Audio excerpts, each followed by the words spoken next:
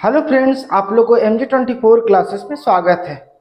यह आप लोग का चल रहा था टाइम एंड डिस्टेंस यानी समय और दूरी। तो इससे बेसिक नॉलेज दिया गया था और कुछ क्वेश्चन करवाया गया था, और जितना भी आज टाइपिकल क्वेश्चन है सब आज करवाएंगे। तो चलिए क्वेश्चन को देखते हैं। क्वेश्चन क्या बोला जा रहा है कि एक जीप एक कार का पीछा कर रही है जो जीप से 5 किलोमीटर आगे है। एक जीप जो है एक कार का पीछा कर रही है जो जीप से 5 किलोमीटर आगे है। उनकी चाल क्रमशः 90 किलोमीटर प्रति आवर तथा 75 किलोमीटर प्रति आवर है। जीप कार को कितने मिनट के पश्चात पकड़ लेगी? तो जब भी देखिए पकड़ने का टाइम पता करना है तो हम क्या बोले थे कि फर्स्ट स्पीड कितना है, या तो आपके पास जैसे देखिए हम बोले थे कितने घंटे के बाद भागता है। तो ये ऑलरेडी जो है 5 किलोमीटर आगे है, तो वो 5 किलोमीटर आगे ले लेंगे, क्योंकि हम बताए थे कि फर्स्ट स्पीड और जितने समय के बाद दूसरा पकड़ने के लिए जाता है यानी सेकेंड स्पीड, तो वो टाइम यहाँ पर लेते हैं। पर यहाँ पर आपके पास फर्स्ट स्पीड तो दिया हुआ है, पर टाइम कितने घंटे के बाद भाग रहा है ये नहीं दिया हुआ है। और ये आपके पास डिस्टेंस और इनटू टाइम, सॉरी ये स्पीड और इनटू टाइम डिस्टेंस को ही दर्शाता है, जो कि डिस्टेंस यहाँ 5 किलोमीटर दे चुका है। तो 5 किलोमीटर और दोनों चाल का अंतर, तो ये 90 किलोमीटर है और दूसरा 75, तो दोनों चाल का अंतर लीजिएगा तो 90 माइनस 75। अभी आपके पास किलोमीटर है, ये किलोमीटर प्रति आवर है। किलोमीटर किलोमीटर कट जाएगा तो क्या चीज निकलेगा? आवर में। और हमको क्या बोला कि मिनट में बताना है, ठीक है, कितने मिनट के पश्चात पकड़ लेंगे। तो चलिए इसको सॉल्व करते हैं। 5 90 में से 75 जाए तो क्या बचेगा? 15। और हम इसको चेंज कर देते हैं आवर को मिनट में, तो 60 से मल्टीप्लाई कर दिए। ये 15 4 जा 60 कट जाएगा, तो 5 4 जा कितना आ गया? 20 मिनट, यानी 20 मिनट के बाद जीप जो है कार को पकड़ लेगी। तो ये ऑप्शन कौन सा? ऑप्शन बी आपका सही होगा। सेकेंड क्वेश्चन बोला जा रहा है कि एक सिपाही किसी चोर के पीछे जाता है जो 100 मीटर दूर है। यदि सिपाही 8 मिनट में 1 किलोमीटर भागे और चोर 10 मिनट में 1 किलोमीटर भागे, तो चोर को पकड़े जाने से पहले उसके द्वारा तय की गई दूरी क्या है? यानी चोर का दूरी पूछा जा रहा है यहाँ पर कि चोर को पकड़े जाने से पहले उसके द्वारा तय की गई दूरी, यानी आपको चोर का डिस्टेंस बताना है। तो सबसे पहले दोनों का स्पीड पता होना चाहिए, तो हम पकड़ने का टाइम निकाल लेंगे। अगर हमको पकड़ने का टाइम निकल जाएगा तो जितने समय में पकड़ाएगा तो चोर का स्पीड, ठीक है, थिप का स्पीड और इंटू जितने समय में पकड़ाएगा तो हमारा distance equal to speed into time क्या होता है? डिस्टेंस निकल जाएगा। तो सबसे पहले यहाँ पर अगर देखिए यदि सिपाही 8 मिनट में 1 किलोमीटर भागे, तो यानी स्पीड ऑफ सिपाही के लिए हम एस लिख देते हैं, और 1 किलोमीटर कितने देर में भाग रहा? 8 मिनट में, और किलोमीटर को हम चेंज कर दिए मीटर में, तो 1000 से। अब इसको काटिएगा तो 125 बार में, तो 125 मीटर प्रति मिनट का स्पीड हो गया। किसका? सिपाही का। चोर का अगर स्पीड निकालते हैं, स्पीड ऑफ सी से हम चोर को दिखा देते हैं, और 10 मिनट में 1 किलोमीटर भागता है, तो 1 किलोमीटर को हम चेंज कर दिए मीटर में, तो 1000, और टाइम दिया हुआ 10 मिनट, तो चोर का स्पीड हो गया 100 मीटर प्रति मिनट। ठीक है, दोनों का स्पीड आ गया। अब आपके पास टाइम, पकड़ने का टाइम पहले निकालिए कि पकड़ने का टाइम कब आएगा। तो पकड़ने का टाइम निकालने के लिए क्या बोले थे कि फर्स्ट स्पीड इंटू जितने घंटे तक भागा, पर यहाँ पर फर्स्ट स्पीड दिया हुआ है, कितने घंटे तक भागा ये नहीं दिया हुआ है। तो वही जब फर्स्ट स्पीड इंटू जितने घंटे तक भागता है यानी स्पीड इंटू टाइम को मल्टीप्लाई करते हैं तो हमारा डिस्टेंस निकलता है, यानी जितना दूरी तक चोर भाग चुका है। तो फिलहाल यहाँ पर 100 मीटर दूर पर है, तो वो आपके पास डिस्टेंस को दर्शा रहा है। तो यहाँ पर क्या लीजिएगा? 100, नीचे क्या? रिलेटिव स्पीड, मतलब दोनों चाल का अंतर। दोनों चाल का अंतर यानी 125, और यहाँ पर 100 है, तो 125 में से 100 घटाइए तो क्या बचेगा? 25। ठीक है, और ये आपके पास मीटर और ये मीटर प्रति मिनट, तो मीटर मीटर कैंसिल हो जाएगा, तो क्या बचेगा? हमारा समय मिनट में बचेगा। तो 25 चौके 100, यानी 4 बार में कट गया, तो पकड़ने का टाइम क्या आया? 4 मिनट। अब आपके पास बोला कि चोर का हमको डिस्टेंस बताना। किसका? कि चोर को पकड़े जाने से पहले उसके द्वारा तय की गई दूरी। तो चोर का डिस्टेंस कितना तय किया? क्योंकि पहले से वो 100 मीटर आगे था, तो वो तो नहीं भागा ना, डिस्टेंस कितना तय किया ये पता है करना। तो चोर के द्वारा तय की गई दूरी, तय की गई दूरी, तो दूरी निकालने के लिए क्या होता है? डिस्टेंस। डिस्टेंस के लिए क्या होता है? Speed into time. Distance equal to क्या होता है? Speed into time. तो अब चोर का स्पीड क्या है? तो चोर का स्पीड है 100, ठीक है, टाइम कितना देर तक चला, तो 4 मिनट तक। 4 से मल्टीप्लाई कर दे, कितना आ गया, 400 मीटर। तो ये आपका आंसर आ गया। तो ऑप्शन में देखते हैं 400 मीटर कौन सा ऑप्शन, तो ऑप्शन बी आपका सही हो गया। थर्ड नंबर क्वेश्चन है कि दो व्यक्ति एक ही जगह से निकलकर क्रमशः 4 किलोमीटर प्रति आवर, 4.5 किलोमीटर प्रति आवर की दर से चलते हैं। दोनों में 8.5 किलोमीटर की दूरी का फासला होने के लिए एक दिशा में चलते समय कितना समय लेंगे। जब 8.5 किलोमीटर दूरी का फासला होंगे तो क्या होगा, डिस्टेंस 8.5 किलोमीटर है, divisible by speed, relative speed, तो 4 किलोमीटर और 4.5 किलोमीटर, तो दोनों को बीच का डिफरेंसेज क्या हो जाएगा, क्योंकि दोनों एक ही डायरेक्शन में जा रहे हैं, तो 0.5 किलोमीटर प्रति आवर। ये किलोमीटर प्रति आवर, किलोमीटर कैंसिल हो जाए तो क्या चीज में निकल जाए, आवर में। अब ये डेसिमल को हटा सकते हैं क्योंकि दोनों एक डिजिट के बाद है। तब यहाँ पर कितना हो गया, 85 डिविजिबल बाय 5, काटिए कितने बार में, 17 बार में, तो यानी कितना हो गया, 17 घंटा। तो ये ऑप्शन में आते हैं, तो ऑप्शन क्या हो गया, सी सही है आपका।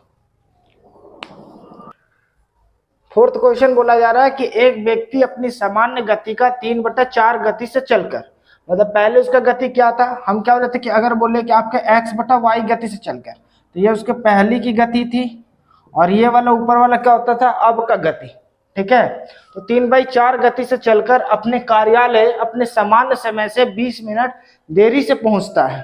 तो देखिए पहले का स्पीड 4 था और अब का स्पीड 3 हो गया, यानी स्पीड अपना घटा दिया। तो जो पहले समय लेता था वो उससे समय क्या लेगा, ज्यादा, तो वही 20 मिनट देरी से पहुंचता है। अगर यही स्पीड ऊपर ज्यादा हो जाए नीचे से तो कम समय में पहुंच जाएगा।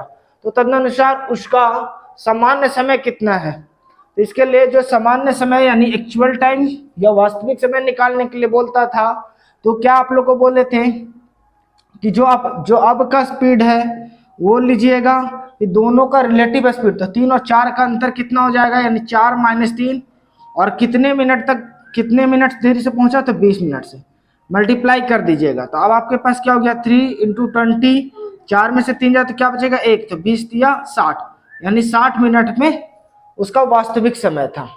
आप इसे रेशियो मेथड से भी बना सकते हैं। अगर आपके पास पहले का स्पीड क्या था, 4, और अब स्पीड क्या हो गया उसका 3, तो डिस्टेंस तो दोनों समान समय तय किया जा रहा है, तो distance equal to speed into time होता है। जब ये हमारा डिस्टेंस समान हो दोनों के लिए, दोनों स्पीड के लिए डिस्टेंस वही है, तो आपके पास क्या होगा, speed inversely proportional to time होता है। तो टाइम का रेशियो क्या हो जाएगा, 3:4। अब देखिए ये क्या, पहले समय 3 लिया जा रहा था, अभी समय कितना लिया जा रहा है, 4, यानी पहले से अधिक लिया जा रहा है। कितना अधिक, 1, तो 1 बराबर कितना दिया हुआ, 20 मिनट। 20 मिनट। तो आपके पास बोला कि एक्चुअल टाइम यानी सही समय क्या है उसका, तो सही समय क्या है, पहले का स्पीड 4 था तो वही तो सही समय बताएगा। तो 1:3 है, तो 3 रेशियो रहेगा, तो 3 × 20 यानी 60 मिनट। ये ऑप्शन आपका कौन सा, डी सही हो जाएगा। क्वेश्चन नंबर 5 बोला जा रहा है कि एक व्यक्ति अपनी सामान्य गति के 3/4 दर पर टहलते हुए 1.5 घंटे देर से पहुंचता है। उसकी सामान्य गति दर क्या है, तो देखिए 3/4 दर पर टहलता है, तो यानी पहले का स्पीड उसका क्या है, 4, और अब उसका स्पीड क्या हो गया, 3। तो डिस्टेंस तो दोनों के लिए समान है, तो डिस्टेंस इक्वल टू होता है स्पीड इनटू टाइम। जब डिस्टेंस समान होता है तो speed inversely proportional to time होती है। तो टाइम का रेशियो क्या हो जाएगा, 3:4। तो यानी अब पहले समय 3 लिया जा रहा था, अब समय कितना लिया जा रहा है, 4, यानी कितने का अधिक, तो 1 का अधिक। तो वही बोला जा रहा है कि 1.5 घंटे देर से पहुंचता, मतलब 1.5 घंटा लेट, यानी 1 रेशियो बराबर, इसको फ्रैक्शन कहते हैं 2 × 1 3, यानी 3/2 घंटे। तो बोला जा रहा है उसकी समान गति दर क्या है, समान गति दर से मतलब समय क्या है, तो ये 4, पहले समान गति 4 था, उसका समय के लिए कितना है, 3, तो 1 रेशियो बराबर 3/2 घंटा है। यानी आपके पास एक्चुअल टाइम पूछा जा रहा है, वास्तविक समय, तो इसके लिए एक्चुअल टाइम कितना निकालिएगा, 3 रेशियो, तो 3 × 3/2, क्योंकि 1 रेशियो बराबर 3/2 है, तो 3 क्या, 9/2, यानी कितना हो जाएगा, 4.5 घंटे। ठीक है, 4.1/2 घंटे। तो ये आपका आंसर आ गया। ये ऑप्शन कौन सा, तो ऑप्शन बी सही है। चलिए नेक्स्ट क्वेश्चन को देखते हैं, 6 नंबर। एक रेलगाड़ी अपने स्वयं की चाल की 7/11 चाल से चलकर किसी स्थान पर 22 घंटे में पहुंचती है। यानी पहले उसका चाल कितना था, 11 था, अब उसका चाल क्या हो गया, 7 हो गया। तो दोनों के लिए तो डिस्टेंस समान है, तो टाइम क्या हो जाएगा, इन्वर्सली प्रोपोर्शनल यानी 7:11।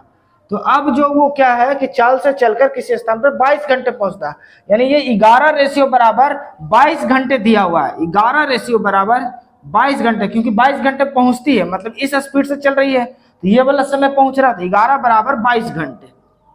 तो एक रेशियो बराबर कितना हो जाएगा, 2 घंटे। 11 दूनी 22 काट दिए हम, ठीक है। तो 11 इक्वल टू, मतलब 11 रेशियो इक्वल टू 22 है, तो हम 11 से काट दिए तो 1 बराबर 2 घंटे हो गया। तो बोला यदि रेलगाड़ी अपनी स्वयं की ही चाल से चले, स्वयं की चाल मतलब 11 से, तो कितने समय की बचत हो जाएगी, यानी कितने समय की बचत होगी। जब इस चाल से चल रहा है तो 22 घंटे लग रहा, जब इस चाल से चलेगी तो कितने घंटे का बचत होगा। तो इस चाल से चलेगी तो उस समय का यानी एक्चुअल टाइम उसके लिए कितना लगता, अगर एक्चुअल टाइम निकालते तो यहाँ पर 7 रेशियो है, तो 7 गुना 2 यानी 7 दूनी कितना हो गया, 14, तो 14 घंटे। तो अब दोनों का बचत देखिए कितना होगा, तो 22 में से 14 घटाइए तो कितना आ जाएगा, 8 घंटे।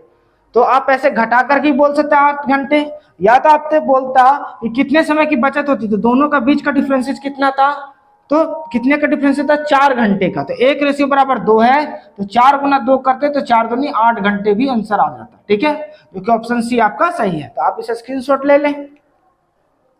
7 नंबर क्वेश्चन बोला जा रहा है कि कोई बैलगाड़ी 3 घंटे में 24 किलोमीटर की दूरी तय करती है और एक रेलगाड़ी 2 घंटे में 120 किलोमीटर जाती है, तो उनकी गतियों का अनुपात होगा, यानी दोनों का स्पीड का रेशियो पूछा जा रहा है।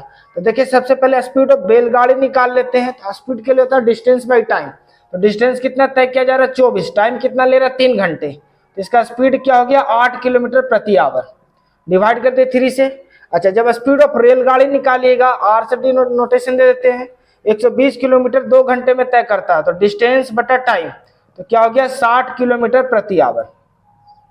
अब दोनों का अनुपात कहा जा रहा है, यानी स्पीड ऑफ बैलगाड़ी बटा स्पीड ऑफ रेलगाड़ी।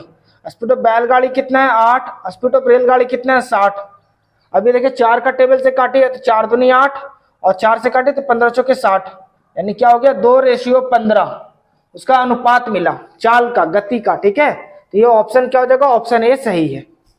नेक्स्ट क्वेश्चन को देखते हैं। 3 कारों की चाल 3:4:5 के अनुपात में है, उनके द्वारा एक ही दूरी तय करने के लिए लिए गए समय का अनुपात क्या होगा। तीनों के लिए डिस्टेंस क्या है, समान है। तो देखिए यहाँ पर स्पीड का रेशियो दिया हुआ है 3:4:5, ठीक है। देखिए जब आप लोग पढ़ाते कि जब दो स्पीड का रेशियो रहता था x/y, तो हम बोलते थे कि टाइम जो इन्वर्सली प्रोपोर्शनल होता था y/x। इन्वर्सली कहने का मतलब कि जैसे 1/x और 1/y दो रहता था तो हम तो डायरेक्ट कर देते थे। अब जैसे यहाँ पर 3 है, तो इसलिए समझिए कि क्यों होता था ऐसे। तो 1/x 1/y ये हम दोनों को फ्रैक्शन में नहीं रखते हैं, तो हम आपस में एलसीएम लेंगे। तो एक्स वाई का एलसीएम लीजिएगा तो एक्स वाई आएगा, यानी दोनों मल्टीप्लाई होगा। अब दोनों को से मतलब मल्टीप्लाई कीजिएगा तो एक्स वाई बटा एक्स, एक्स वाई बटा वाई, तो यहाँ से एक्स एक्स कैंसिल, यहाँ से वाई वाई कैंसिल, तो इसलिए यहाँ पर मिलता था y/x, ठीक है। तो सिमिलरली आप 3, 4, 5 का आप एलसीएम लीजिएगा, 3, 4, 5 का आप एलसीएम लीजिएगा, तो 3, 4, 5 का एलसीएम कितना आएगा, 60 आएगा, ठीक है। एलसीएम कितना आएगा, 60। अब 3 का टेबल कितने बार पढ़िएगा कि 60 आएगा, ठीक है। 3 का टेबल कितने बार पढ़िए तो 60 आएगा, तो 20 बार में। 4 का टेबल कितने बार पढ़िए तो 60 आएगा, तो 15 बार में। और 5 का टेबल कितने बार पढ़िएगा तो 60 आएगा, तो 12 बार में। तो ये आपका टाइम का अनुपात मिल गया, क्या, 20:15:12। अगर आपस में कटेगा तो काटना है, पर ऐसे नहीं। चलिए, तो ऑप्शन क्या होगा, ऑप्शन सी आपका सही है। इसे आप स्क्रीनशॉट ले लें। क्वेश्चन नंबर 9 और 10 ये आप लोग बना करके इसका आंसर कमेंट में बताइएगा। क्वेश्चन को हम पढ़ करके समझा देते हैं। क्या बोला जा रहा है कि साइकिल का एक पहिया 11 किलोमीटर की दूरी तय करने में 5000 चक्कर लगाता है। पहिए का व्यास क्या है। ऑप्शन है 35 सेंटीमीटर, 70 सेंटीमीटर, 84 सेंटीमीटर, 110 सेंटीमीटर। दूसरा है 10 नंबर, एक साइकिल के पहिए का व्यास 56 सेंटीमीटर है। पहिया 2.2 किलोमीटर की दूरी तय करने में कितनी बार घूमेगा। ठीक है, देखिए जब 1 रिवॉल्यूशन करता है मतलब एक चक्कर लगाता है तो वो बनाता है 2πr, ठीक है। और r क्या है तो रेडियस को दर्शाता है, यानी त्रिज्या को दर्शाता है। पाई क्या है, पाई का वैल्यू 22/7 लेना है। जब एक चक्कर लगाता है तो यहाँ पर देखिए 5000 चक्कर लगाया जा रहा, ठीक है, इस चीज को ध्यान में रखिएगा। ये एक चक्कर का रिवॉल्यूशन का है 2πr, यहाँ पर 5000 रिवॉल्यूशन है तो 5000 से मल्टीप्लाई कर देंगे, जैसे 2πr, और यहाँ पर आपके पास 5000 चक्कर। तो जब लगाता है तो कितने किलोमीटर की दूरी तय कर लेता है, 11 किलोमीटर, ठीक है।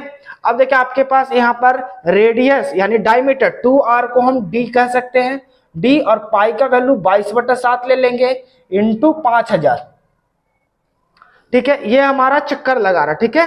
अच्छा, ये 11 किलोमीटर दिया, हमको लाना क्या चाहिए, सेंटीमीटर में। तो किलोमीटर को आप चेंज करोगे मीटर में, और मीटर से चेंज कर दीजिए सेंटीमीटर में।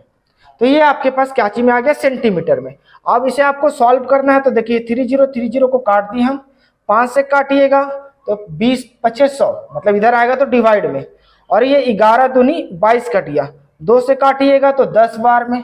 अब ये 7 डिविजिबल में है तो इधर चला जाएगा तो 10 गुना 7, ठीक है, तो कितना हो जाएगा 70 सेंटीमीटर। तो ये व्यास आ जाएगा, ठीक है।